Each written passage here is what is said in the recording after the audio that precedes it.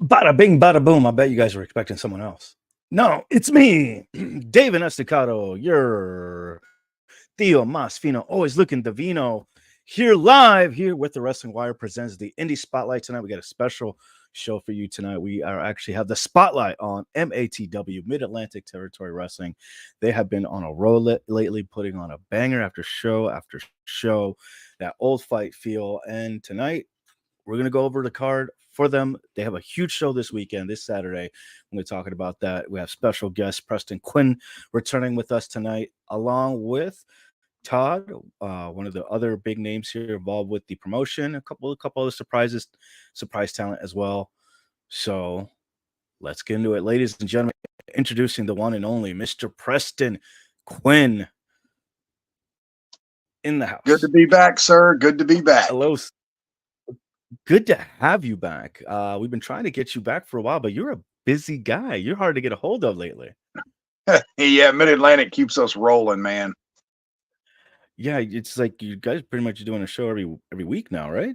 Correct me if I'm wrong. Almost for the most part, yeah. The company just started in March, and it's already just. I don't think anybody had any idea it was going to take off the way that it did. It just right place, right time. You guys blew up. Like, I know the last time we talked, we mentioned like this is something special here, and you just exploded onto the scene. Now you're adding more shows. How do you feel about that exponential growth you guys have been having? I mean, for me at 47 years old, I wish it had happened a long time ago. But yeah, what can I say? Mm-hmm. Like, this is what I've always waited for. You know, this is the type of wrestler that I've been my entire career. I've never wavered.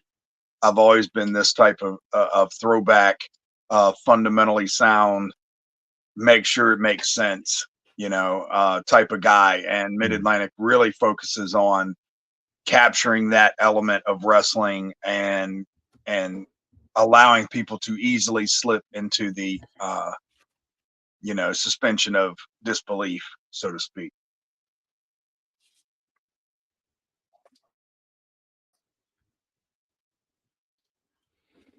Yeah, it's just one thing that you guys do that we talk about. Like, you even have the lighting. You kind of have this mood lighting when it comes in. It feels like a big fight every single time. It seems like every matchup on the card that you have has that big fight feel to it. Has like it could be a main eventer. And that's what I really like about your matches, especially for this weekend. You have a stat card going on this week. A couple of people that I know, a couple of people I worked with before. You're part of the main event. A hell of a main event. Let's talk a little about that. Who helped you put the card together? Was it something that you just like, kind of put the puzzles to piece, or just kind of magic happen that these talents were available, or did you guys plan this ahead of time? Some of it, or did this organically kind of flow really, into these were the matchups you're going to be? Well, it's kind of some of everything. When you're booking independent wrestling, it's like trying to herd kittens. Especially when you're a new company, because that's the truth. Yeah. When you're a new company, the thing is this, and we're still new, we're still in our first year. There's no establishment, so to speak, of every X day is television for Mid-Atlantic. And where a lot of wrestlers can't plan for that until 2024, when we start doing television every second Saturday of the month. So we'll have more people will know that they're going to leave that date open for us so they can come to TV. Where our first year, it was like all of a sudden we just blew up. And a lot of the people that we, not all, but a lot of people we wanted to use were like already booked up from April to the end of the year. And we were only able to get them for, spots here and there, but couldn't use them on a consistent basis, like Victor Andrews or the Tar Dynasty. But in turn, we found guys that flew under the radar that have come out to become just absolute gems. You guys are going to see in Fairfax, XLG, the tag team, they're going to be in 2 singles matches, but those 2 guys, I mean, that's our version of Doom and Harlem Heat combined. They're just, for an indie level, they're both big men clearly go to the gym, work very well together as a tag team, and you're going to see both of those guys in Fairfax. One of them is going to be Gemstone's going to be against Blade Brown. I've always said Blade Brown reminded me of kind of Rick Steiner, to be honest with you. I mean, you won't see that, not looking, I mean, physically, yes, but he basically is like an African American Rick Steiner. He barks around the ring, all kinds of different suplexes, and he's taking on Gemstone from XLG, and that's a rematch from Colonial Beach, and that match was absolute fire in Colonial Beach. And I hope they catch lightning in a bottle again in Fairfax.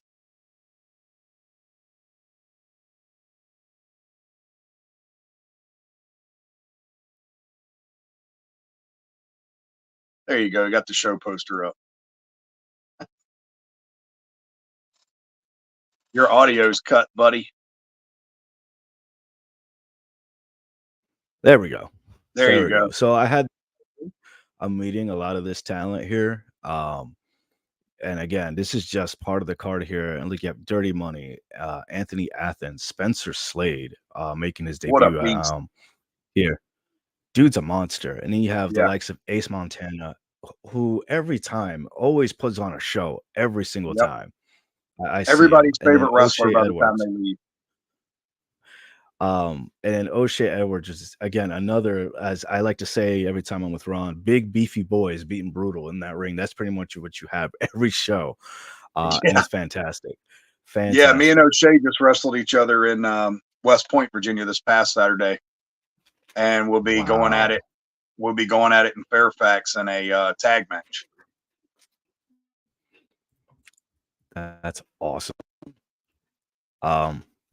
This is just part of the card. Let's go down here. You have a match. You mentioned it. I think you kind of hinted toward it.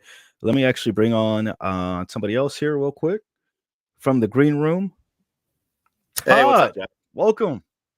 Thanks for having me. Thank you so much for being here. Senior referee. Thank you so much for.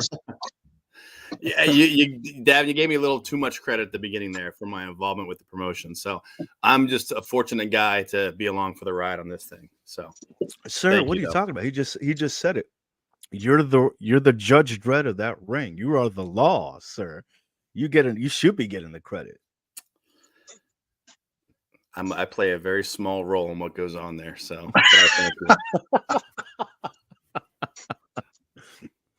well, I appreciate it because you see me promoting. I see you liking and sharing everything I do.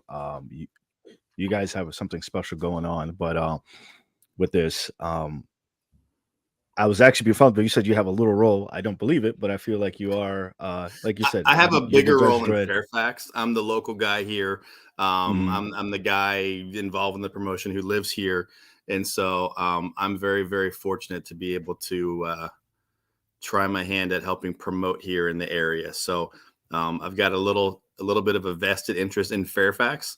And so I like to say that I'm the Gary Juster of Fairfax. So I'm the guy on the ground trying to get sponsors and trying to get butts in seats there. So we had a great show in July on our first show. We learned some lessons with that, and the turnout wasn't as much as we would have liked. So hopefully this go around, we can grow that. But every place we've been to and returned, we've grown and gotten more people every time we've gone. So I'm totally confident that we'll have more people this time. Hopefully it's a lot more, but we'll see. Well, I've been promoting because you're pretty much around the corner from my hometown. I grew up in, pardon me, that's all the Boubalay. I grew up and was raised in Alexandria, and literally my mother's house is like around the corner from the venue.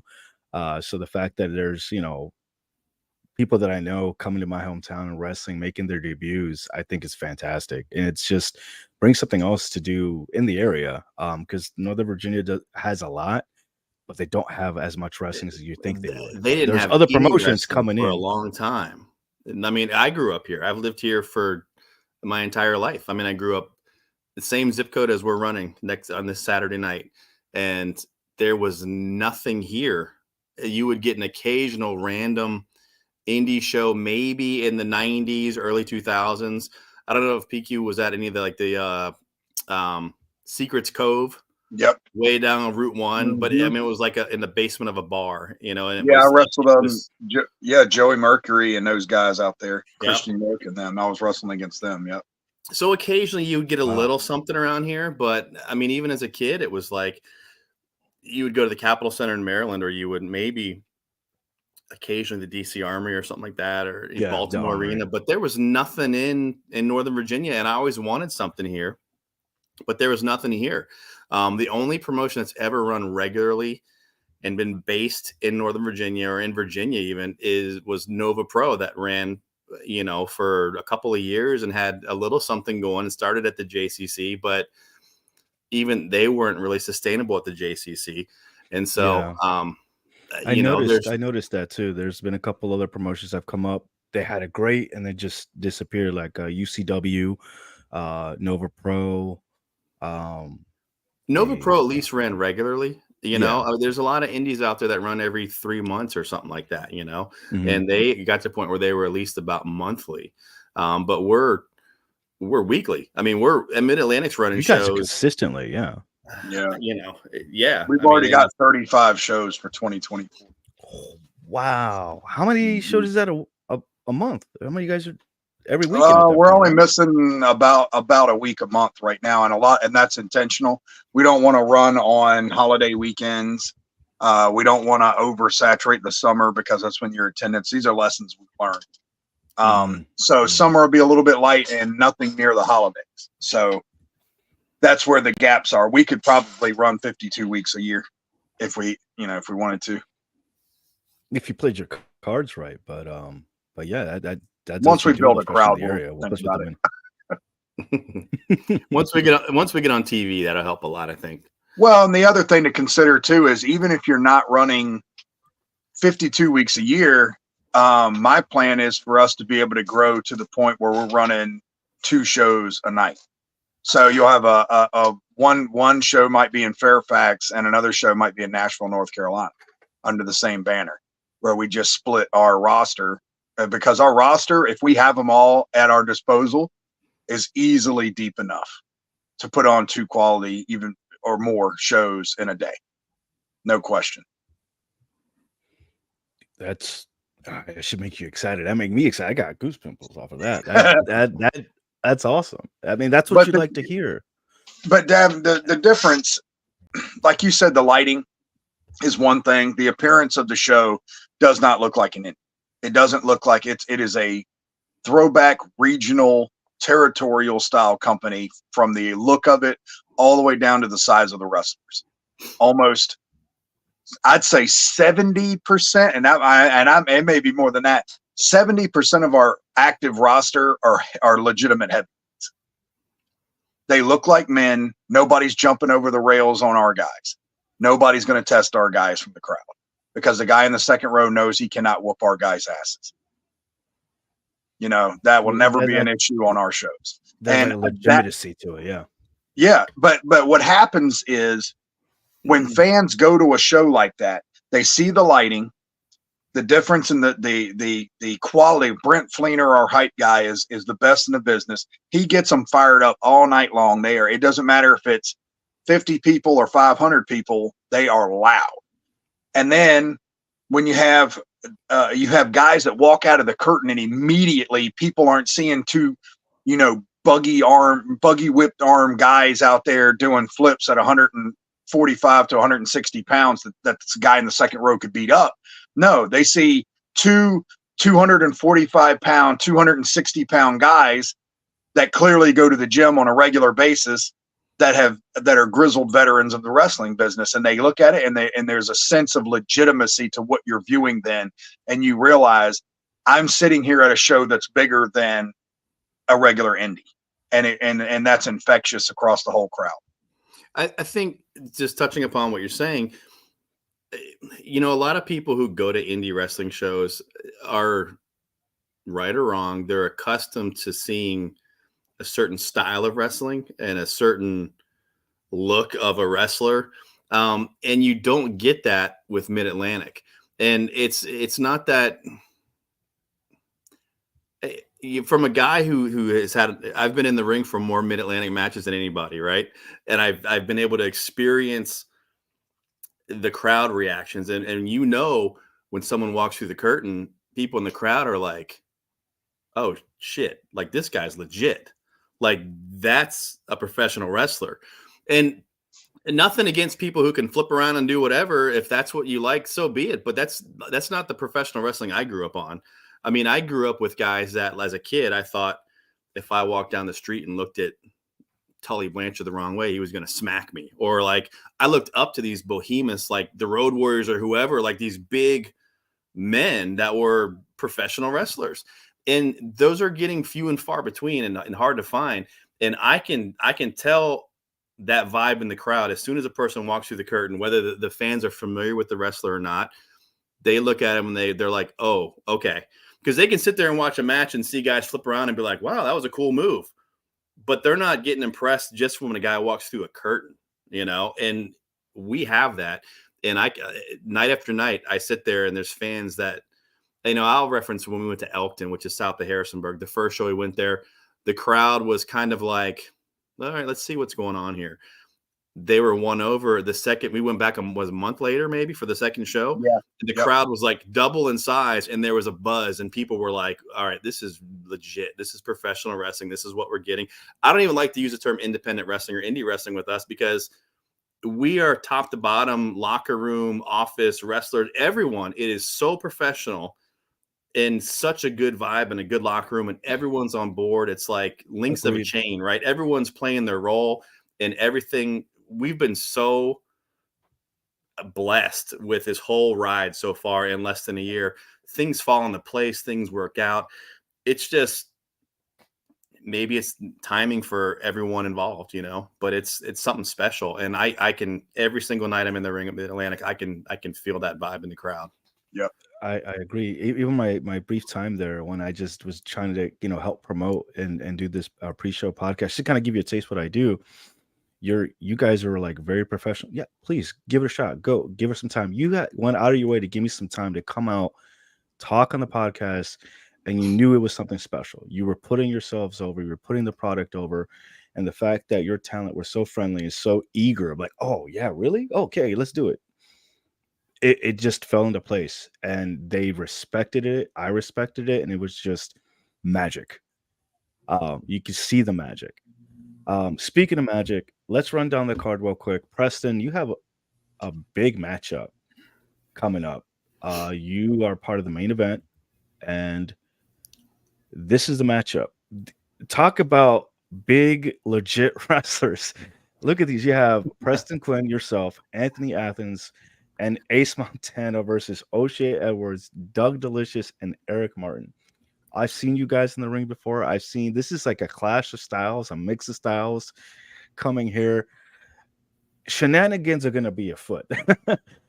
So you were at the first show, right? Yeah. So you saw what transpired in the main event of the first show and how chaos kind of ensued at the conclusion of the show with the locker room ending brawl or emptying brawl. That's what put this match originally together. Was there had to be some way to get some sort of conclusion to the chaos that began on July 1st in Fairfax. Yep.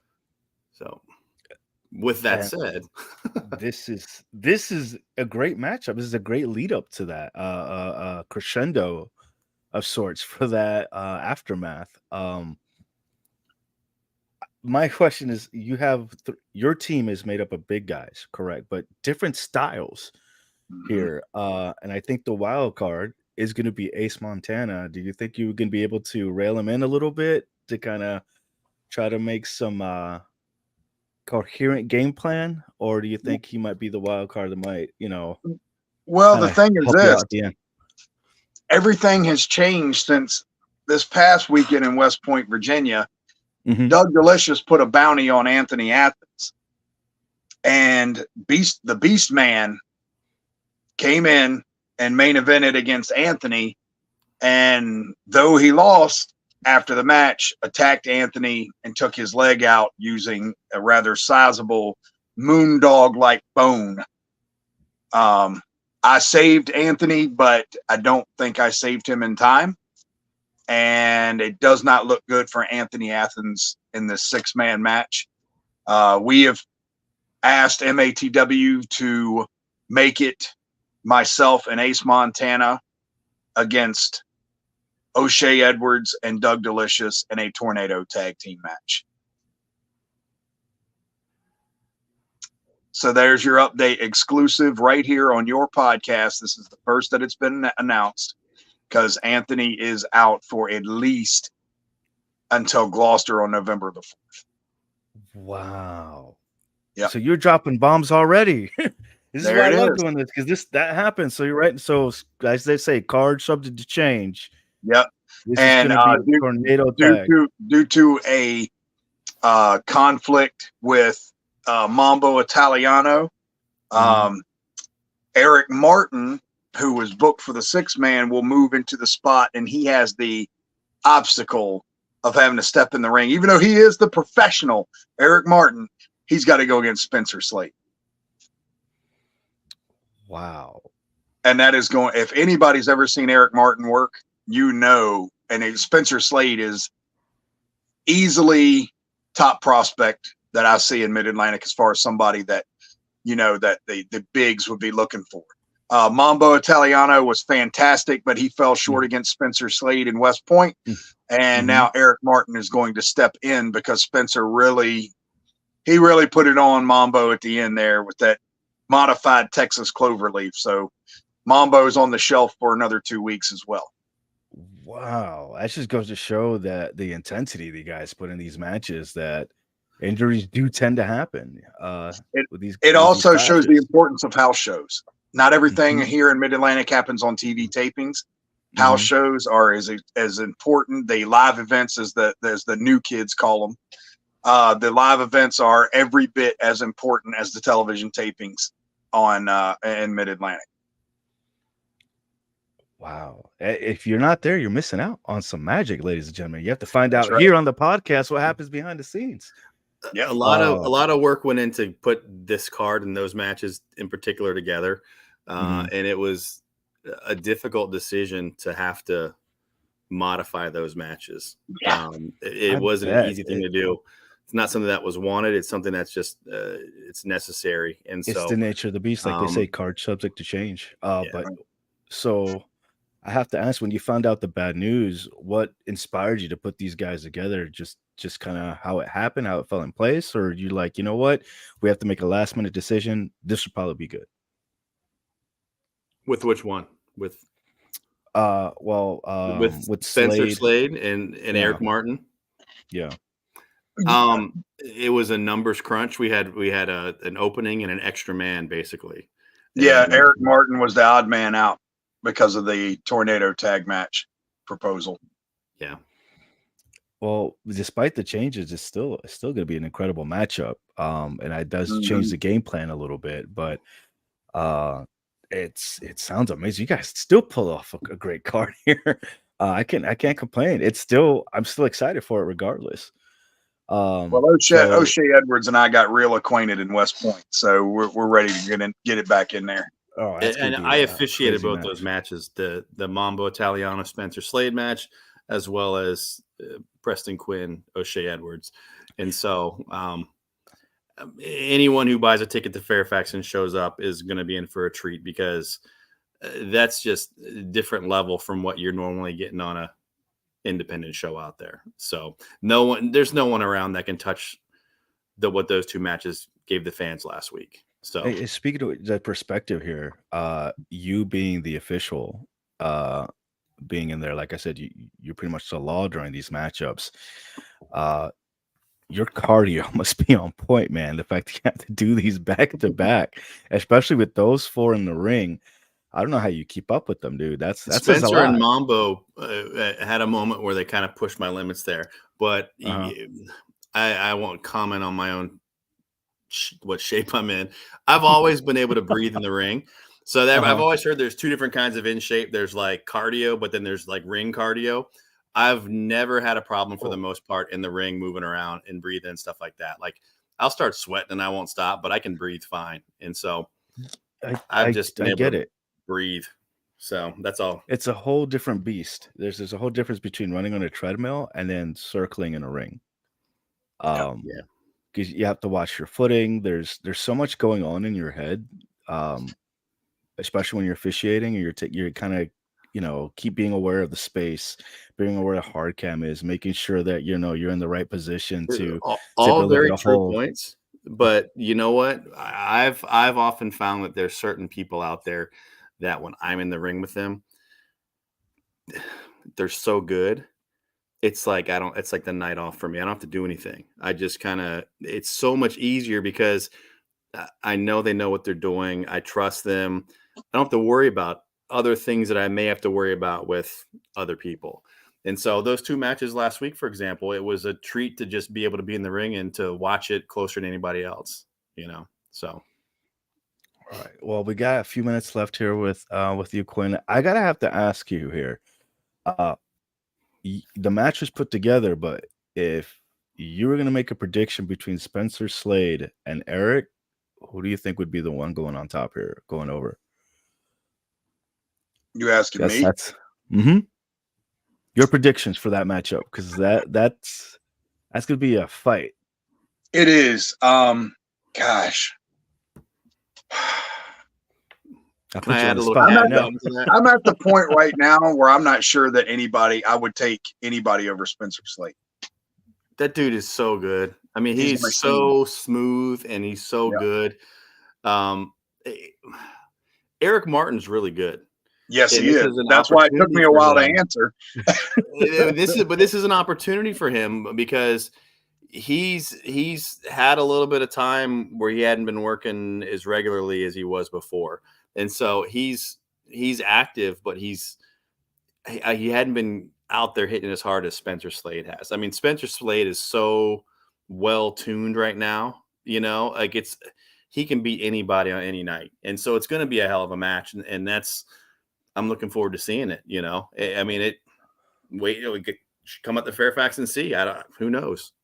It might be a surprise one. I get what you're saying. You have somebody who's been a more well-oiled machine who's been going at it for grinding a little bit longer, and then you have somebody who's might have some ring rust, coming back, still getting used to being in the ring and putting a game plan together. Sounds like Slade might have the advantage here. It's a little bit different style too. Eric Martin is a little bit. He's not the same wrestler as Mambo Italiano is. Mambo is a quicker kind of, I mean, in a lot of ways, I think Eric Martin has a little bit of a throwback nature to him as far as we'll see, it's going to be a really good match. There's no one better to slide into that spot than him. So I'm really excited to see the two of them go at it. Mm-hmm. I kind of put you on the spot there, Preston. My bad. No, it's good. To me, it's like a territorial version of Dean Malenko versus Kurt Angle. So. Ooh, yeah, that's a really good.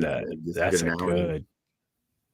Yeah, I heard you guys earlier talking about Blade Brown, and what's the nickname? The Alpha Dog or something? Alpha Dog. Yeah. Yeah. So I was watching him in the ring just from the curtain last Saturday night, and I was like, this guy, he looks just like someone, and he reminded me of the alpha male Monty Brown back in the early TNA days.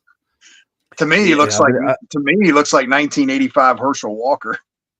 Well, I gotta say, his evolution, because I've known him from Firestar and seeing him from there and then moving on to here, for lack of a better term, and pun not intended, it's a different beast. It's a different animal. He's the really aggression, young, the intensity. I mean, he's got his whole future ahead of him. Yeah, this kid is money, and he's going to be the next big monster. Guarantee that. I know you really have a few minutes left. Is there anything you want to say, tell the fans, anyone tell your opponents, anything else you want to kind of plug out there before I let you go? I mean, they did what they felt like they had to do to try to get an edge. What everybody's trying to go for right now, we're all trying to get a footing because the championship belts are coming up. We've been a company since March and yet to have a champion, and nobody even realized it because it was so competitive, so entertaining. January 13th, the Heavy 8 tournament and I said Heavy 8 guys fighting for seeds 1 through 8 are going to be out there. Dirty Money already lost to Blade Brown. Dirty Money not making the tournament January 13th. Lost in West Point at an upset to Blade Brown. All of us are competing to try to get to the belts. Me and C.W. Anderson, obviously, we got our eyes set on the tag belts. I feel like those guys are just doing what they need to do to try to get a leg up as everybody else is, because the bottom line is gold is what makes you in this business. And a lot of companies have a lot of fool's gold out there. Our gold's legitimate. And if you get our gold, I like that. Yeah. If you get Mid-Atlantic gold, you're on top of the world, you know, so you're that guy or you're that team. And that's how you pay the bills and you put money on the table. So when we go out there Saturday, tornado match, Wild Man Ace Montana is my partner. And we're going to go out there to Doug, and we're going to go out there to O'Shea, and we're going to fight them all over the place until somebody just can't stand up. That's how it's going to happen. I like to hear that. That's a promo right there, ladies and gentlemen. I'm going to clip that for later. Well, Quinn, thank you so much for your time. I really appreciate it. Thank you for mentioning Ace. That's the perfect segue because I'm about to bring him on next. I gave you your segue, buddy. Perfectly done. See, I like that. Professional and smooth. I like that. Y'all be good. Thank you. Thank you so much, Preston. Take down that Cowboys flag. I was about to say the same thing. You beat me to it. Come on, man. America's team. He has good taste, but not in we get along so well when it comes to wrestling and music and all that stuff. And then it comes to football, and it's just like, I don't know. Same. My younger brother is like a Cowboys fan. The rest of the family is our Redskins or Commanders fans. So it gets kind of awkward during Thanksgiving. Yeah. Well, perfect segue there. Preston talking about, and here he is now, Big Ace Montana, his tag partner here for this matchup. What do you have to say with what Preston said? Do you agree with him? It's going to be pretty much easy street for you guys? I mean, anytime. First of all, how you guys do? Good to see you always, brother. Number one referee in Middle. I've been doing this such a long time now. I don't fear no man. We can sit here and we can thump our Bibles and we can talk about our footballs and stuff like that. But I live, breathe this industry. This is all I've ever wanted to do. This is all I've been doing for the last 19 years. It's funny. You can go and see guys that break into the wrestling business, how they Preston Quinn was talking about how he's always been like an old school wrestler and stuff like that. It's just funny to me because like you can go back 19 years ago on YouTube and it's Big Ace Montana. It's been that same way. I love how I see guys like they'll start out one name and they'll switch to another name, or they'll try to go a different direction to try to like please the fans. And that's what we want to do. We want to be able to entertain and please the fans, especially like in Fairfax. I mean, they showed me awesome love. You know what I'm saying? So I think we want to do that. It's just, this is what we do. This is what about. This is what makes me be able to stand the world, if you will. You know what I'm saying? Yeah. We seem to be losing Ace there. I'll jump in real quick.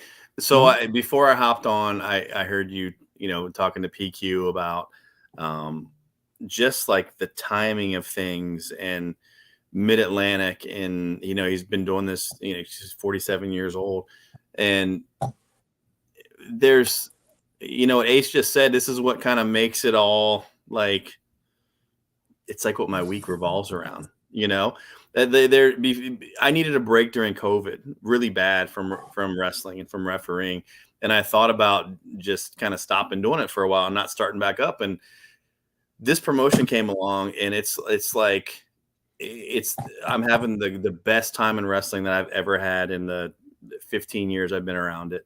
To be a part of such a great locker room with such great men and people there, and to know that week after week after week, this crew is working together to present a product and to get it out there and to let people know about it and to to just, you hear stuff like AEW is an alternative to WWE, or TNA was supposed to be an alternative, and all they are is like WWE light or WWE wannabe. We really are an alternative to what is out there. There's no other promotions running like this promotion is. And it's the most awesome thing. It's like people just need to get there. And I was out last night putting posters up and talking to some businesses and stuff, and people were just like fired up and stoked that like this wrestling promotion is coming to town. And like, you know, it is, there's lots of crap going on in the world. We've all got other things going on, families and jobs and this and that. But like in the wrestling world, as far as my wrestling world goes, like everything's gravy right now. Like this is so good, and it's only getting better. And it's so exciting to be a part of it and to see what's coming. Like, I know stuff that's on the horizon that's not out there yet, and what's coming for next year. And it's such a special thing. People need to check it out. And no one's come out and checked it out and come to a show and been like, I ain't coming back next time, or this sucks, or whatever. It's our motto in the locker room is emotion over motion. Like things have to matter. Things have to mean something, and they do. And it's like I said a few minutes ago with just that aura that some people walk through the curtain with, where people go, whoa, this is legit. They walk in and look at the ring and the lights, and they go, oh my gosh, like this is professional wrestling. This isn't an indie show with a rented ring and whoever shows up, let's book a card 5 minutes before the show. Every match has meaning. Everything is thought out. It's such a well-oiled machine, and it's not even a year old yet. The potential is off the charts. And so this is what, like he said, man, this is what makes everything else tolerable and good. You know, this is, I'm so lucky and blessed to be able to do this. Like it's great. You can tell the excitement's coming off of you, and just how Preston was going on about it too. Like you could see the smile on your face, the excitement, the energy, and I think that you also get that from the crowd and from the fans and the talent as well. Ace, as you heard, card substance changed, things did change. That bomb was dropped. Now it's just gonna be a tornado tag team. It'll be you and Preston against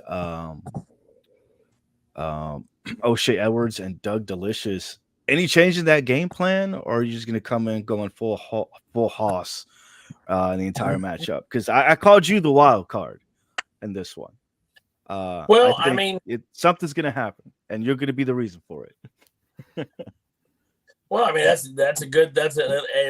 least you're calling me something, right? I guess if I was sitting back in the back of just another face or just another partner in a tag match, it would be kind of frustrating. But you know, I'm not gonna. There's something magical in MATW, especially up in Fairfax too, man. It was just like it's like I'm that guy. Ace, the truth, you stole the show, bro. Let's be honest. Like, oh man, the crowd was going nuts. Listen. I have learned in my younger days to be humble as possible in the wrestling industry. But I'm not in my younger days no more, and I damn sure ain't got as humble as I want to be. You know what I'm saying? I mean, there's a reason why I have yet to. I mean, there's been how many shows, and I've only not been on 2 of the shows this year. You know what I'm saying? I worked my butt off. Yeah, I work my butt. But you know, the thing is MATW is such a great company. I've turned down between 25 and promoters all over the country that are so upset won't work anywhere else, that I'm only working with MATW and MATW Max down in North Carolina. And people get so upset with me. They're truly like, hey, I got guys that want to fly me out to Texas, down to Florida, stuff like that, to be on shows. And I'm just like, nah, man, this is like a local territory. The locker room's stacked. I mean, it's men's men, you know what I'm saying? And I love to cause waves in pro wrestling. You know what I'm saying? Like, I think it's I'm a big enough guy to do it. I'm 6'1", 349 pounds. Like, you're not going to walk up to me. If you got an issue with me, it better be a hell of a good issue to have an issue. You know what I'm saying?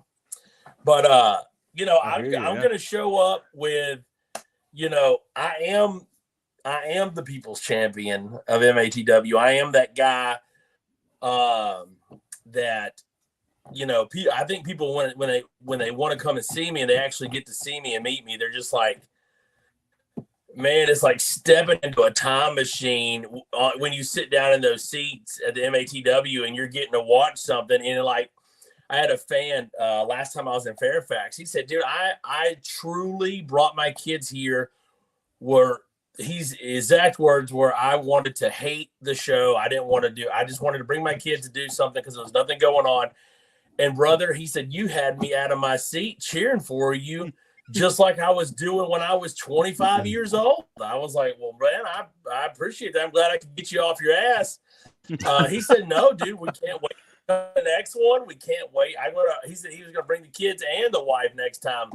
I said, well, she's good looking. Keep her away from me, man.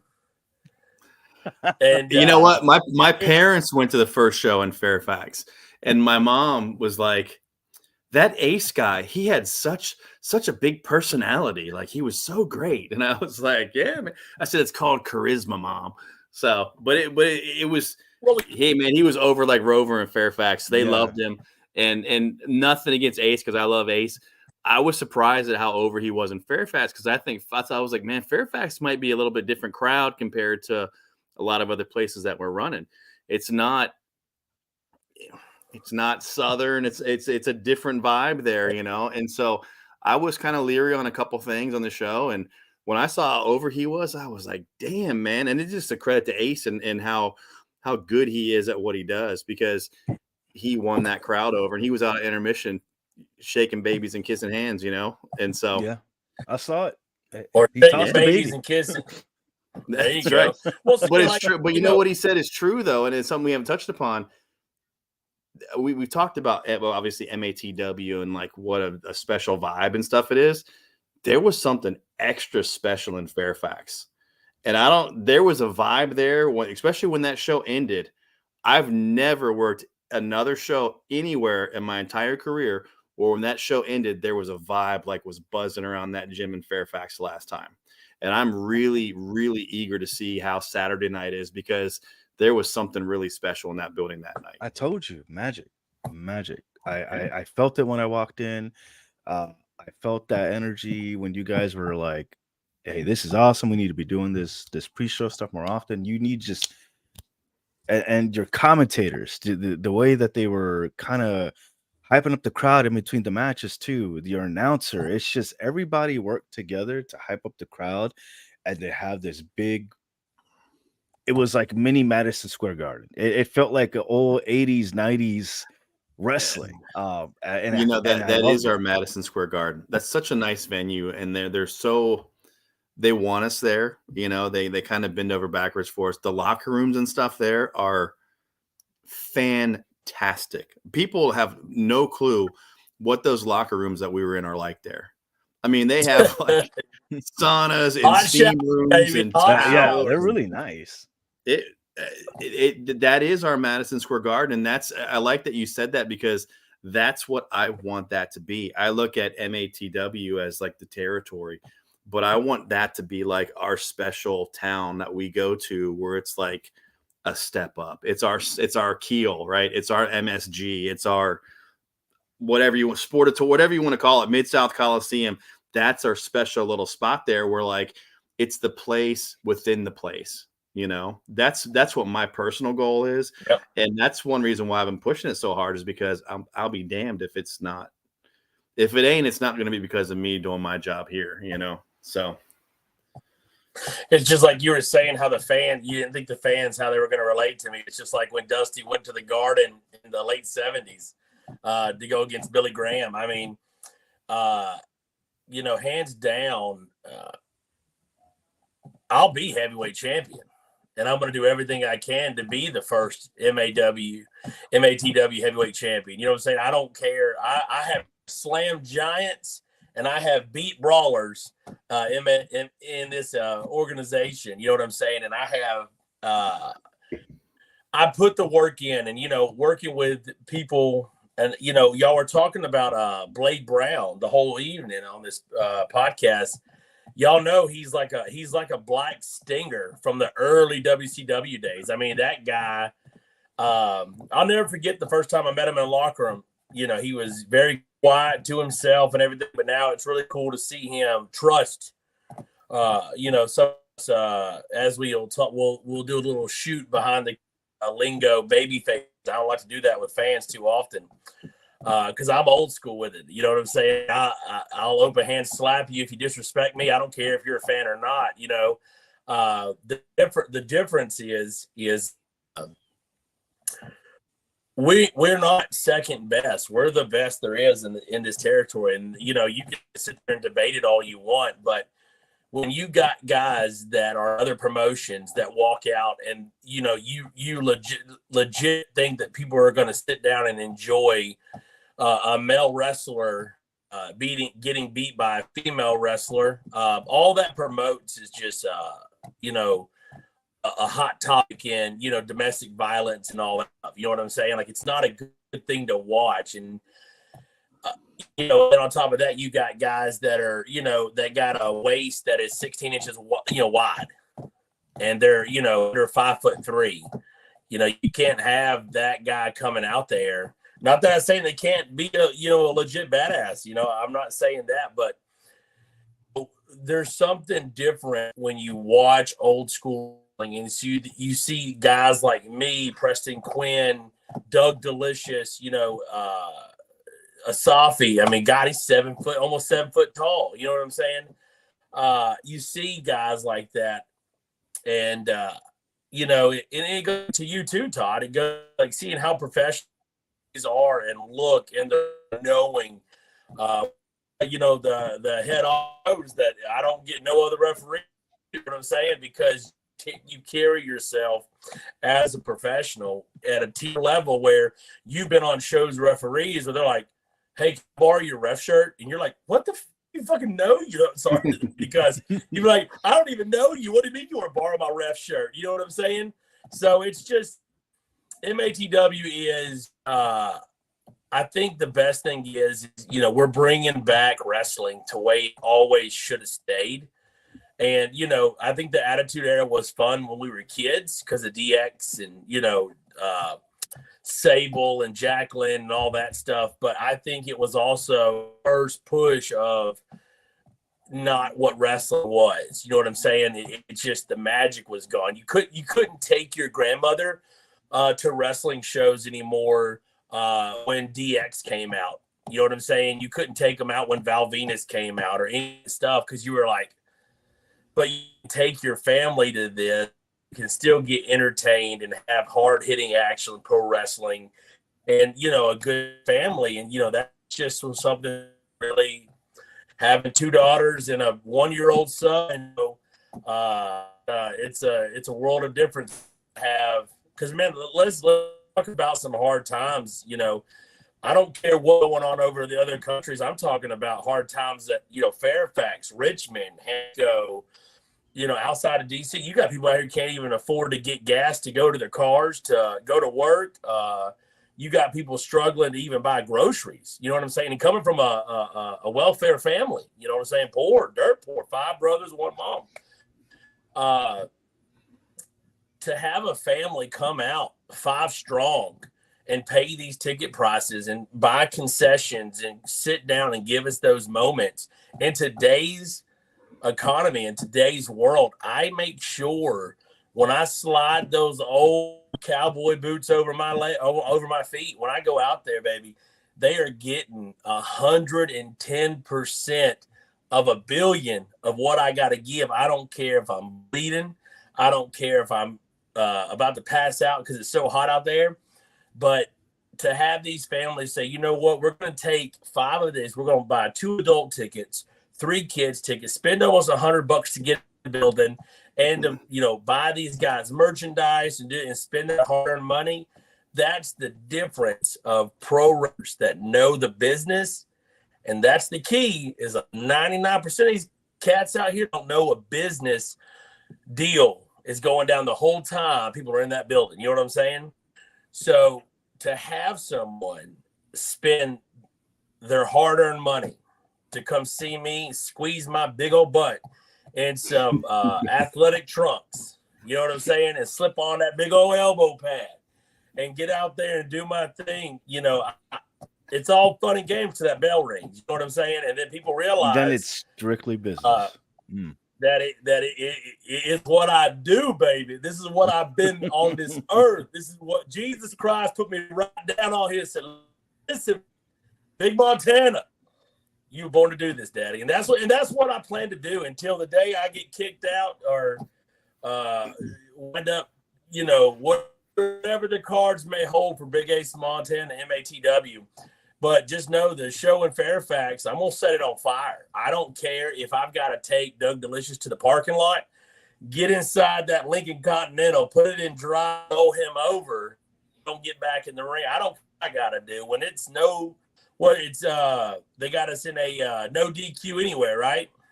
I think so, yep. Yeah, tornado tag, DQ said tornado, but I think it's anything goes, no DQ. It's just the only thing that I think is suitable for the brawl that concluded the last show is a brawl to end what's going on.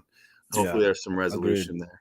Just as an aside, Ric Flair is on AEW right now. What? That's horrible. Yes. Well, here's the side note. I haven't watched AEW or WCW or sorry, WWF, or WWE in probably 10 years. I haven't watched anything. Like the guys at my school had to tell me who Kenny Omega was. I thought they were ribbing me when they told me his name. And I was like, I said, what's an Omega? And they're like, no, that's his name. And I was like, what's the definition of Omega? And they're like, what are you talking about? I was like, someone named themselves Omega? They're like, yeah, that's right. I thought that was getting ribbed at the school when they had to pull. I mean, I'm a professional wrestler. I've been doing this a long time. I don't watch wrestling on TV. I am on TV. You know what I'm saying? There's a difference there. No, I got you. I don't watch anything either. I turned this on in the background because I heard that there was going to be something on here tonight. And it's something to do with Sting and retiring. And I sat behind Conrad Thompson and Kid Rock in Tennessee, Nashville. Yeah, players. Nashville. I was there, right? I was there with Ricky Morton. You know what I'm saying? And you had the shirt on. West Point. You had the shirt on last week. You had the T-shirt on West Point. I think I got that one there too. But I was there, right? My wife, she does a divorce lawyer out of Ohio. She does shit about professional wrestling, right? And at a date, I'll tell you when we see. I'll tell you how we met. How I didn't tell her anything about wrestling that I did for dating her. And a guy walks up in the grocery store we were at. I was like, "Oh, it's a small town," and she's like, "What is going on?" I was like, I don't know. You know what I'm saying? So I had like kayfabe easy, and it was like the words because she was like, "This is like the third time people called you that. What is going on?" And I'm like, "All right, let's sit down and talk about this." But that's beside the point. She looked at me and she was like, she looked over at me and she goes, "Why are they killing this old man?" I said, "What are you talking about?" She goes, This is bad. Like he doesn't look." And it was like I never saw how they pay-per-view, dude. He almost fell off the ring, gassing out in the corner. Oof. And later day he said he kept going out, but I was like. And then the whole time, Conrad Thompson is yelling, "Check on Flair! No, check!" And I was just like, "I'm gonna watch Ric Flair die in Tennessee. This is horrible," And then of course, like Bret Hart, same thing. Yeah, well, I mean, Bret Hart and Taker were like fucking 10 feet from me, and I was watching them because get the book to do whatever, be on the whole weekend there, and it's like whatever, sure, I don't care, payday not to get used, awesome, let's do it. And then look over and see like Undertaker and Bret Hart.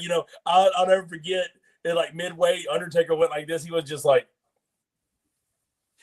like he was just like and like that, and that's the thing that got me is like, and then like the whole time JJ Dillon's beside me eating nachos, not giving two F's about anybody else. He's like, I don't care.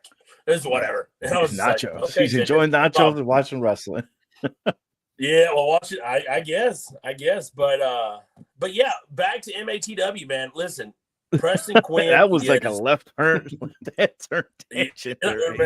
Listen. Don't even get me sideways on. But I'm trying. I got notes right here. I got notes to make sure. I mean, but Preston Quinn as my tag partner, I got nothing to worry about. I mean, you're talking about one of wrestling's finest generals in the ring, and someone I've looked up to when I broke into business. So being able to be a tag partner in my career, that opportunity to have that memory, I mean, it's going to amazing. You know what I'm saying? And I don't care if you could give them machine guns. You know what I'm saying?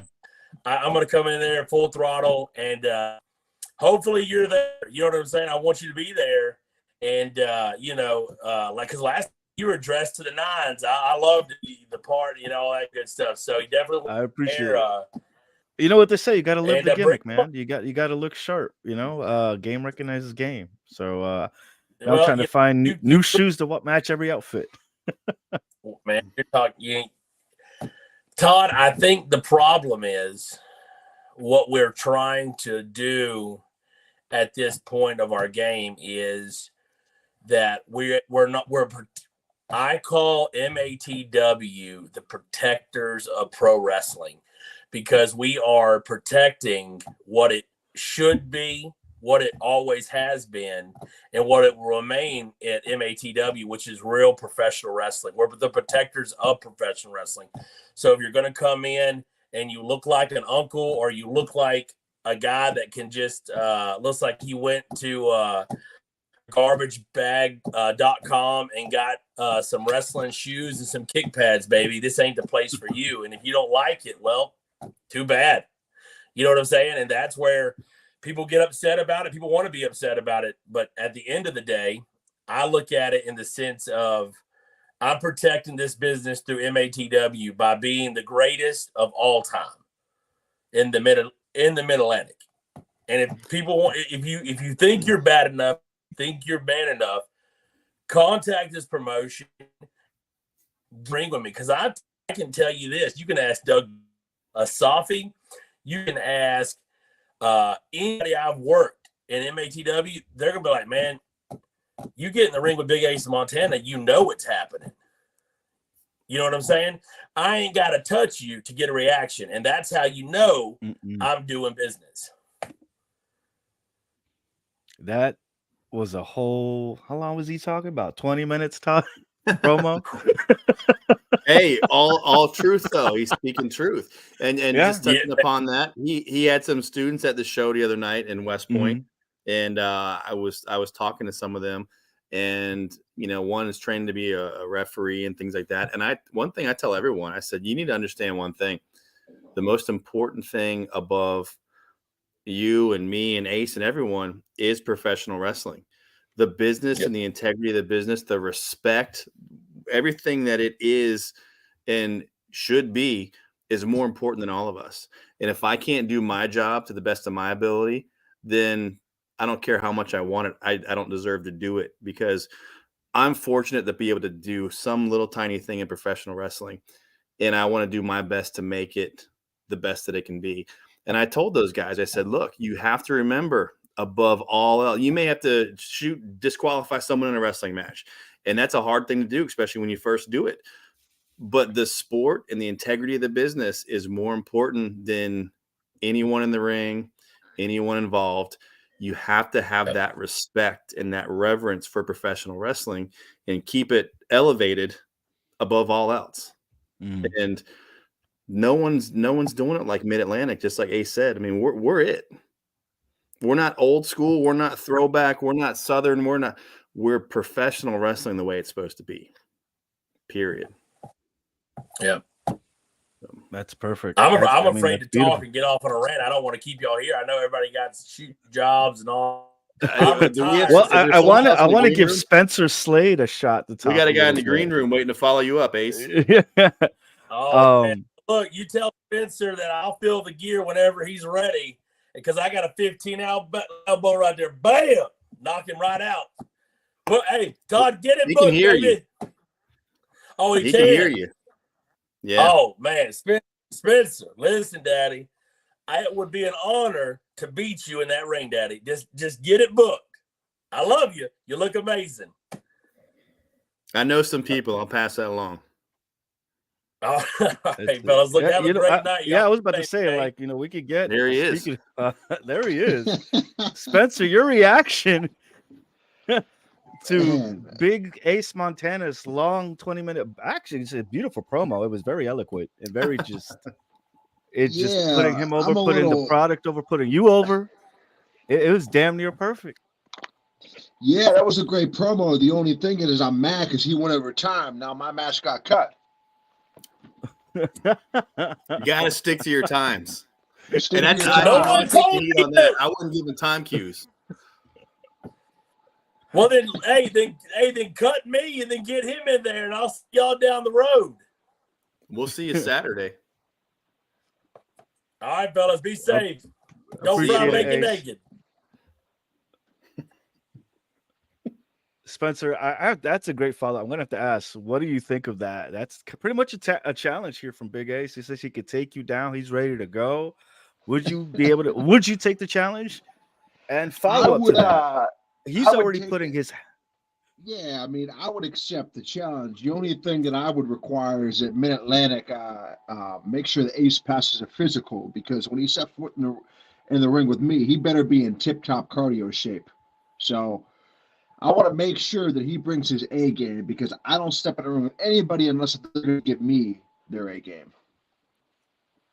I think you see it every time, but I think you probably agree. It takes more than charisma to win a match. Absolutely. But I think Big Ace is not just full of charisma, but I think he has some power behind him too. I think it'd be an interesting match to watch between you guys. Go at it. Yeah, I'm sure after this interview, Preston Quinn is going to have an idea of what his biggest match in his history of his company is going to be down the line. So we're breaking that news right now.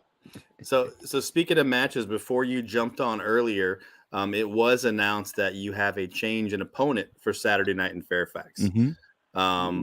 Mambo obviously cannot be there, and so you will be wrestling Eric Martin, the professional. Ooh, okay. Have you ever worked with Eric Martin before? I have never wrestled Eric Martin before. I've been on a couple of shows with him. Okay. I've heard of him, but outside of that, never stepped in the ring with him. So we'll have to we'll see. We did talk about that. We actually had our predictions here a little bit. You have been the workhorse lately. You've been grinding. You coming back and kind of refining yourself here. Going against Eric, who's kind of having to come back into the rhythm of things. But still a force to be reckoned with himself.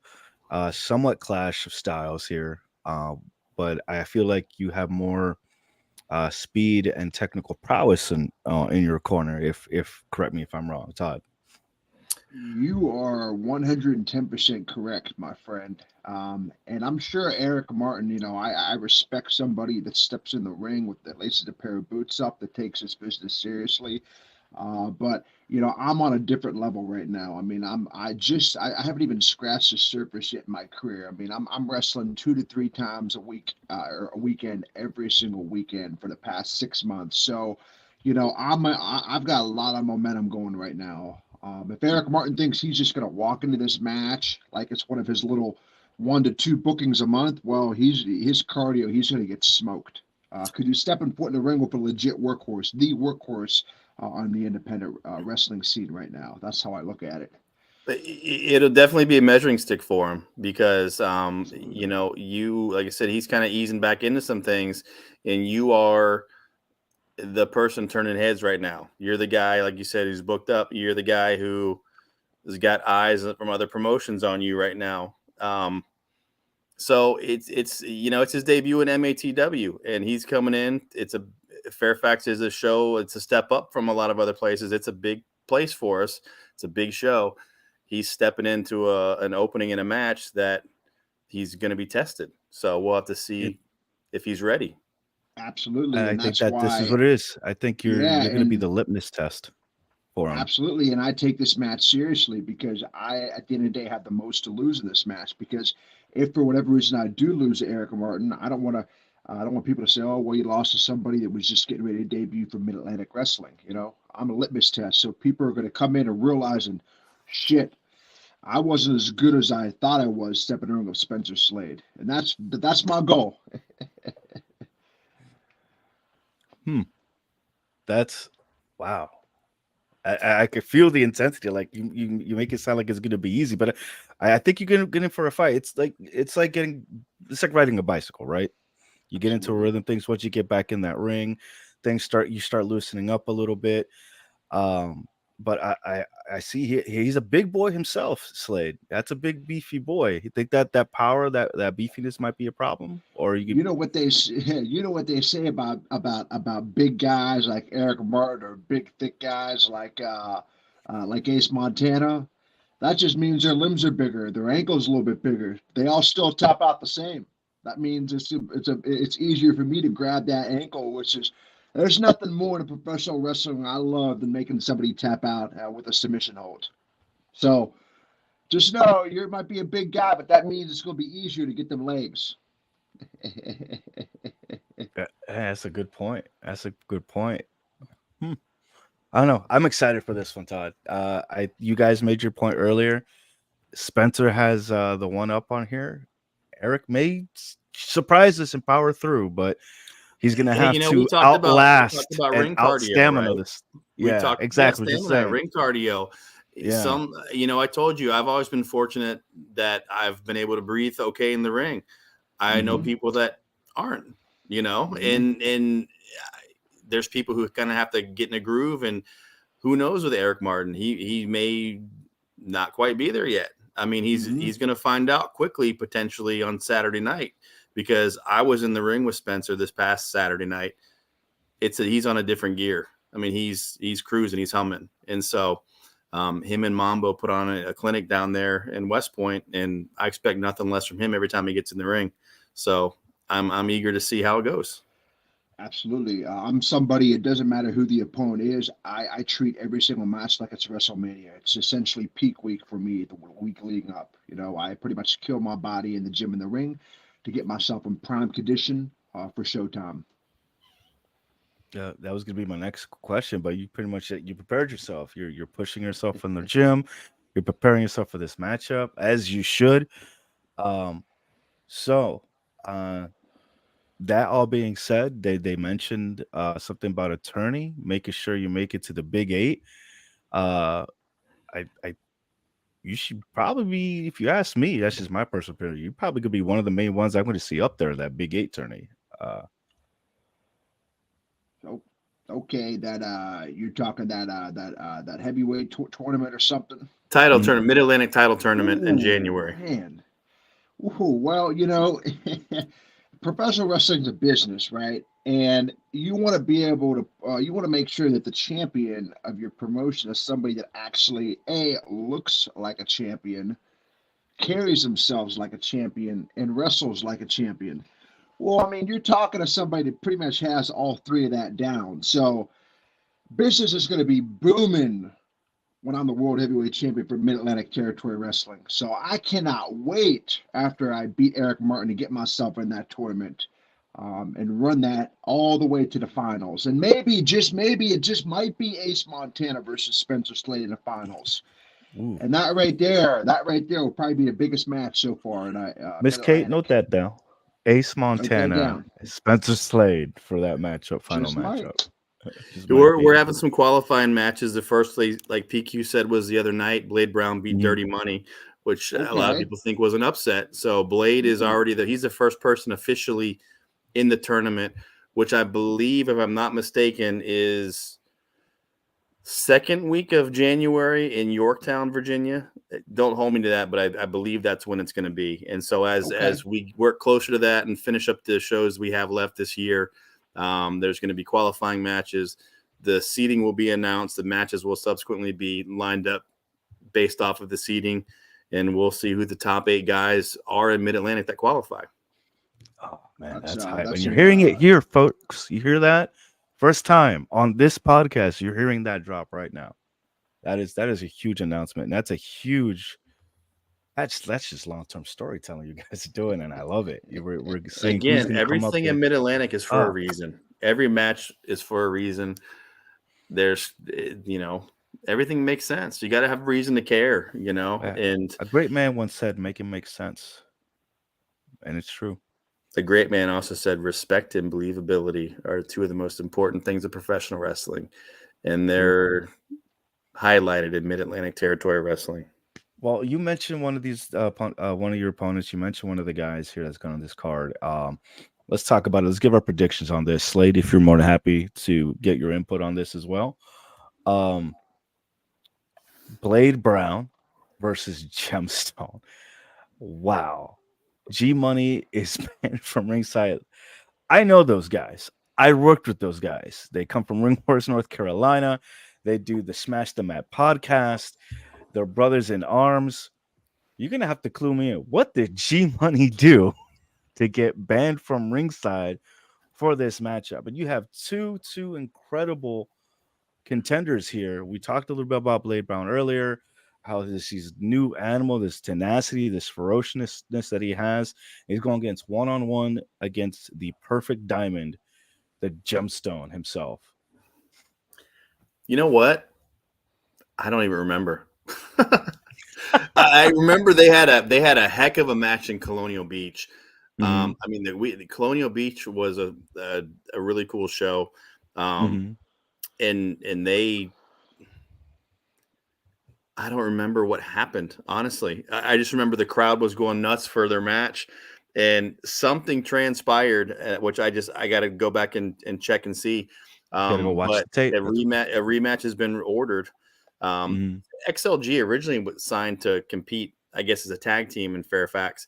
And then following the match in Colonial Beach, Mid-Atlantic ordered a rematch, and they wanted to make sure that it was one-on-one. And so it'll be interesting to see, because Gemstone is an impressive dude for sure.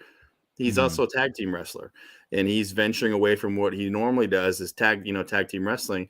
And he's going to be taking on Blade Brown, who's really a guy who's turning a lot of heads. Like we just said, the first guy to qualify for the tournament. So it'll be interesting to see. Not necessarily a clash of styles or anything like that, but you have a guy on the way up. You have a guy who's really a tag team wrester. Yeah, there's a lot of factors on the first here. time. So it's going to be interesting to see for sure. Yeah, Gemstone, if I correct me if I'm wrong, actually tagged with well, he goes by many names. Matthew, also known as Claim Flex. So they tagged together. So he is coming off a tag team. Gemstone, I actually see him at Gouge Wrestling. Did you say as well? Flex? Codename Flex, yes. A team with who? Tag team with Gemstone. Gemstone. Okay. That's Ringhorse, Carolina. And okay. then, as you're saying, we have Alex coming up here after a great win qualifying match, riding that high. That could be a great momentum for him in this matchup. I don't know. It's going to be hard to call this down. It could go either way. It's a hell of a match. Spencer, your notes on these two competitors here? So I didn't even know who the heck these two guys were until last show. I'm somebody that I don't even care or watch what other people do. I'm so focused on myself. But because the only time that I will ever root for baby faces is when they're not wrestling me. So I would like to see Blade Brown win, because not only do I know I'm the best heel of Mid-Atlantic Wrestling, but I want the baby faces to win so they can start getting this momentum. They can start feeling good about themselves. They can start blowing smoke up their own ass. So that way, when they step foot in a ring with Spencer Slade, I take that all away from them. So yeah, I'm gonna go with Blade Brown. I like this guy. He wants that victory to be that much sweeter for him. I want my boy Blade Brown, such a good human being. He is an example to young kids that come to the Mid-Atlantic school. I want to see him win. There you go. I like it, Slade. I like it. There you go. I like how he twisted. Hey, like you that. know, he can back up what he's saying. Exactly. And you believe it. Every match we've got is it can go either way, right? I mean, that's what you Yeah. want is that competition. And so, And speaking of which, another singles match, G Money having his own matchup against Alex Bryant here. yes. Both other competitors I've seen in and around the North Carolina is now up here near my hometown. This is going to be a hell of a match. So, as I know, touched upon a minute ago, XLG originally was signed as a tag team to a come. tag match, yeah. And once this match was reordered, we already had contracts signed by both members to compete. And so that basically left G Money with an open contract and no opponent. And Alex Bryant, who's I believe from like the Myrtle Beach area, who's done a couple of matches in Mid-Atlantic, still looking to kind of make a name for himself, get a win or two, and start kind of really solidifying himself. Saw an opportunity to come to Fairfax and slide into a match and test himself and see if he can get that victory. So another intriguing match, you know. I gotta say, G Money's been putting in some work in the gym, man. He's kind of toned up and bulked up a little bit here. Like he's been doing his homework here lately. Both Because I know he guys usually in does XLG are sound. impressive. Yeah. So. You know what? I'm gonna have to go with my money on the experience here. I think G Money's gonna take the win here. Okay. I respect that. He does have a lot more experience, so we'll see. Again, more tag team, but yeah, the shenanigans you never know come there's a different play. There's a different dimension when it comes to tag team wrestling and singles wrestling. And you know, I think a lot of people have gotten used to promotions that just put two guys together and call them a tag team, but there's really an art to tag team wrestling. Tag team wrestling is something that's featured in Mid-Atlantic territory wrestling, and XLG is a big part of that. They have good chemistry. They have that dynamic, but that's being broken apart for this show. So we'll see if that affects these guys. Yeah, I was just about to say that's beautifully put, because it takes more than just chemistry to make a great tag team, right? You guys have to know each other. You have to be able to complement each other, especially if you have different styles or different backgrounds. You have to be able to meld that together to make a beautiful symphony or dancing pair, so to speak, in the ring, and to be able to utilize that correctly. And I think you guys are doing a good job here so far. And then spreading them up, keeping them apart, genius idea for more tension, more drama, more action. It just kind of happened, you know. The rematch being reordered kind of opened up some stuff there. So I'm gonna put quotes there. It just happened. It just happened. I think That's some of the someone best up stuff, there, right? someone up there on the It's board. organic. It wrote itself pretty much, right? All right. Said, I'm going to ask your personal opinion here. Do you think these two competitors have any chance of being a part of that Big 8 tournament, or even being a challenge for you in that tournament? You know, this is probably where not a lot of guys in professional wrestling like me, just because, you know, I roll how I want to roll, and it's very hard to please me. So at this point, I really don't care who wins this match. I mean, this might be a popcorn match. This might be a great match. It might blow my expectations away.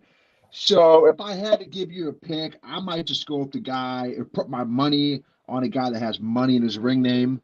So for the hell with it, I'll just go with G Money. I think that's a safe bet too. Let's see, and then the last one of the card here so far that we have, Keller versus Dirty Money. Dirty Money no longer, I believe you said that he was part of another matchup. Then Carson to change. Is this another one of those? Is this how's it going to be? That's not correct. Okay. So this actually dates back to the first show we had in Fairfax, where these two guys were squaring off against each other. Both of these guys are two people that I wanted to bring into Fairfax on our first show there, because they both have history in that building, in the area. They're two of the more popular wrestlers that have, we mentioned Nova Pro and, the DC area, Northern Virginia. So they faced off last time. It was a good back and forth between the two. The crowd was evenly split. But Dirty Money, as his name would imply, kind of got over a little dirty on Bro with a handful of tights. Caught the victory. I remember that. Got his hand raised, and yeah, that, so this is another rematch that was ordered. And at the request, I believe, of Bro, it was kind of like, okay, Dirty, you beat me once. Can you beat me twice? Like, let's see. Let's do it again. And so this rematch is now 2 out of 3 falls. And, Dirty always brings a following with him, especially if he's anywhere close to home. He's a local guy here. So he'll probably, even though he has started bending the rules a little bit, breaking the rules a little bit, he probably will have a strong following here still. And so I'm curious to see kind of how that match goes. But this is scheduled to be the semi-main event of the show. There is some history there, and they tore it up the first show, and I'm sure they'll have a great match this show here, and we'll see if Dirty can get another victory, or Bro Keller can get his revenge. This is the kind of match that we in the fighting game community call the big money match. This is the one where you're betting money on this one. There's history behind it. There's a rivalry here. This is a big money match, and ironically enough, the way you take care of those matches are best 2 out of 3. That's tourney rules, and I love that this is what it's come down to. And like you said earlier, the shenanigans that came afoot. Can he do it again? 2 out of 3. Will he be able to pull it off? Yeah, and I'm loving it, man. This is awesome. To kind of string everything together here, as PQ mentioned, as we've talked about, show to show. I mean, there's continuity in everything. Every show, whether it's TV, a TV taping, a house show, whatever, they all mean something. Every match means something. And last week, Dirty was upset by Blade Brown, and he is out of the title tournament. Is that going to light a fire under his butt? And is he going to come in with both guns blazing and mow through everyone in front of him? Or is he questioning his ability and have a little shake in his confidence? Who knows? But he was upset last week, and he is the first guy that who's going to be the first Mid-Atlantic champion. The only person we know it ain't going to be is Dirty Money. Yeah. He's the only guy who you can clearly say it's not going to be him. That's kind of a shitty thing to carry around for a while, but he's wearing it right now. You were so close. And to be the first eliminated, that's got to hurt the ego. That's got to hurt. Yeah. So that may be a big factor in this matchup. But let's talk about the opponent here, Keller. Like you said, he took a big loss, a big upset last show. This could be a great showing for him too, as well, for this matchup. This could help lead him, in my opinion, through the fans. He's only had one match in Mid-Atlantic. It was the July 1st show in Fairfax, our debut. He took the loss, and he's actually got injured not too long after that, had a shoulder injury, and has been out of action for a while. So that's, again, yet another thing to factor in. He's coming off of an injury. This is one of his first matches back after being sidelined for like 3 months or something like that with a shoulder injury. Wow. So all kinds of little storylines going here. He's a guy that historically is very popular in this area in Northern Virginia and DC, but he hasn't broken through fully in Mid-Atlantic. He had that one match and he came up short. Got screwed, but a loss is a loss. And so he needs a victory. He wants to work here more. Fans like him. They want him here. People in the locker room like him, want him here. But you got to pick up some wins because he has to prove himself. It's getting competitive. Literally. He has to prove himself to himself and to the fans and to the locker room. We worked very hard on putting this show together, and a lot of talent. We actually, originally were booked on a different date, and we had to switch dates. Mhm. And that opened some people up, like Spencer, but it also knocked a couple people off the show that we originally had planned. And in the process of finalizing the card, there's a lot of people, some really, really talented wrestlers who kind of came out of the woodwork who want to get into Mid-Atlantic and want to be a part of what is happening here in this movement of sorts that are, for whatever reason, not available Saturday night. Already had bookings, already had commitments, whatever it might be. There's not enough room for everyone on the ride. There's only so many seats, and you have to really make a case for yourself. You have to get those victories. You have to turn some heads and impress people. You have to do what Spencer's doing, what Ace did in Fairfax last show. You have to separate yourself from everyone else to show that you're not just. So we talk about these young guys, Blade Brown getting that upset. That's huge, because if he would have lost, he may have slipped down the ladder and be slipped through the headed out cracks the door or altogether. something. Right. Yeah. Right. And so it's everything is so important. Everything means something, and space is limited. And you have to really step up your game if you want to be in Mid-Atlantic. And so True. we got a lot of matches great. on Saturday night that are gonna. I'm excited for north it. or south. You guys have put together, even with everything that went on with the card and what happened with the timing and everything, you guys still put together an amazing card with a little bit of everything. The fans are going to be excited for it. Follow-up question, though, and I think this is a great question here. Spencer, he mentioned something, and I got to know, what in your eyes makes you stand out here at MATW? What makes you so special that you deserve a shot, even a chance to even enter the qualifier? That's a great question. Probably the fact that I know I'm not going to be around on the independents much longer. So Mid-Atlantic has a very small window to capitalize me and my services to benefit their company. Because, like I said, I'm very confident in myself. I know where I'm going to be here, in the future. Really, really, what makes me stand out is just the absolute second that I come through the curtain. I mean, I don't even have to do a damn thing, right? When I come through the curtain, you already know what you're going to get. When I step foot in the ring, I bring in that real believability. I'm not somebody that throws fake looking chops or fake looking forearms. I throw a real punch like a real grown ass adult man.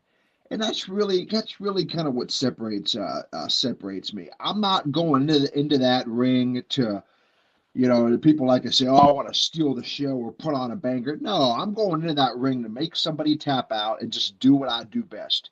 And that's really how I stand out. It's just doing what Spencer Slade does. There you have it, ladies and gentlemen. That's a promo. That's a clip right there. It's all true, though. And what he said is true for so many guys in Mid-Atlantic. Mm-hmm. But he is like a notch up there. And you're elevated, man. You have pretty much set the bar here. And I'll go on. Yeah, absolutely. I'll just go on a little bit of rant about like modern day wrestling. Ace was doing it, but it's not going to take me 20 minutes to get to the point. It's going to take me a minute. You probably didn't even hear that. That's okay. But he'll wait till him and I are in the ring. But anyways, this is my problem with independent, or I'm going to stop saying independent wrestling. I'm just going to say wrestling, because Mid-Atlantic is not independent wrestling. It's professional wrestling. You have all these guys that I see in all these other promotions. They look like they got dressed at Dick's Sporting Goods, and they look like the guy that should be changing the oil of my Dodge Challenger. And they have the audacity to say that they are a professional wrestler. And I've been in a locker room with these same people, and I almost feel embarrassed that I have to be in the same show or call myself a professional wrestler because they call themselves that. And that's why I do everything on my power to respect the business, because I would have loved to be able to be in a locker room with Harley Race or Jack Briscoe or any of these guys that would cringe today if they found out what goes on in these locker rooms or what guys look like nowadays. So that's why, I take wrestling so seriously, and it just shows in my training and my dedication to this, because this is my life. So that's why I really feel that's the big reason why I separate myself from all the competition. It's just I'm willing to do whatever it takes to get to where I want to go. You practically live and breathe this. You have to. We can wrap it up with that. Yeah, I was about to say, It's is there all- anything else you guys want to say or tell the fans for this weekend? Any other surprise? Any more cheese, as I like to say, you like to drop before I let you all go? We're having lots of free Halloween candy for all the people who want to indulge. We realize it's close to Halloween. It is a kind of a Halloween party kind of night. And so people are encouraged, if they want, to show up in their costume. We're even going to have a little competition at intermission, prizes, get some free tickets to the next show or something. Shows at 7:00, doors open at 6:15. Usually we're done, 9:30ish or so. So it's plenty of time for people to leave and head out to their parties or whatever. It's going to be a great show. Tickets are selling pretty good. I'm getting a lot of really, really positive reaction to just even like businesses and places putting posters in and talking to them. Last night I went to a bunch of places and it was bizarre. Every place I went, I got like the wrestling fans that worked in the place that night were there. It was crazy. It's and beautiful so when that happens, right? Yeah, it was, we have sponsors. We've got, we appreciate guys like you, having us on. I got a buddy out in Arizona, runs a website called the Wrestling Epicenter. He was doing an interview. We got just a bunch of stuff to try and it's getting word out there. I mean, even the venue itself has a big, brand new, bright billboard out front of it. And we're flashing on that thing. And it's big and bright, and thousands of people drive by that sucker every day and see. And it's just awesome. a matter of getting word out there. Yeah. Is there, there's other promotions out there. There's other promotions in this area. It's funny how we come around and all of a sudden other people are trying to move into this area and piggyback off of what we're building. There are other shows, but there's no one else other than Mid-Atlantic. It's professional wrestling. It's not indie wrestling. It's wrestling done the right way.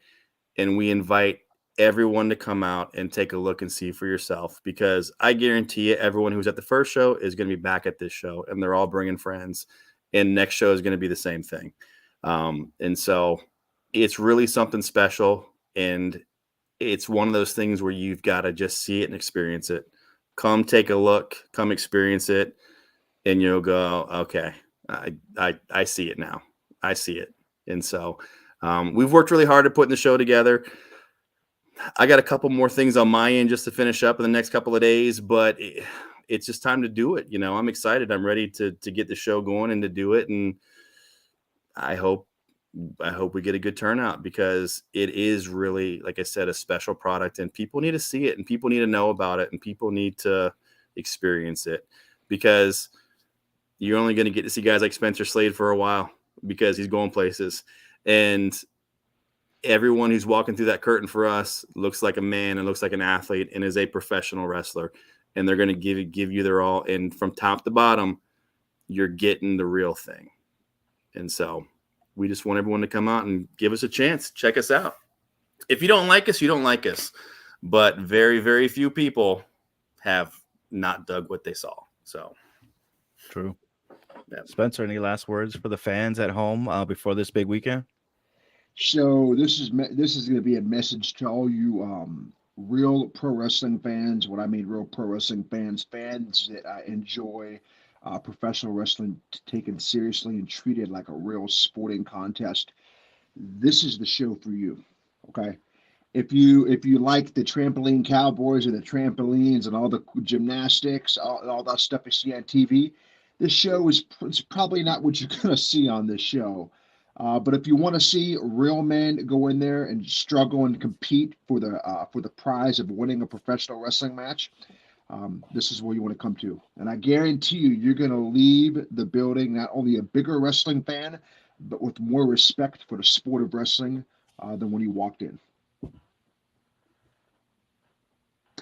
There you have it, ladies and gentlemen. Todd, Spencer, thank you so much for coming on.